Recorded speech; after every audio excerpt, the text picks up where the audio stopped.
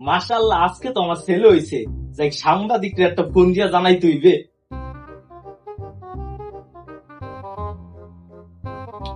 Hello সাংবাদিক, আমি 3 KG ওজনের একটা সোনা পাইছি। আইয়া পড়েন। বল্টু সাহেব বাসায় আছেন কি?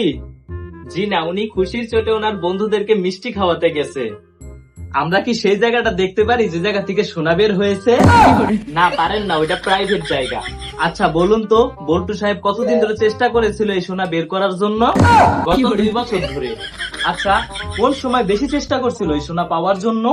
রাতের বেলায় বেশি চেষ্টা করেছে। আচ্ছা, বল্টু সাহেব মনে হয় খুবই কষ্ট ও পরিশ্রম করেছিল এই সোনা পাওয়ার জন্য, তাই না? হ্যাঁ, খুবই পরিশ্রম করতো, একদম শরীর দিয়ে ঘেমে ভেজে যেত। আচ্ছা, আমরা কি ওই সোনাকে দেখতে পারি? জি অবশ্যই। আপনারা এই এই যে আমার সোনা।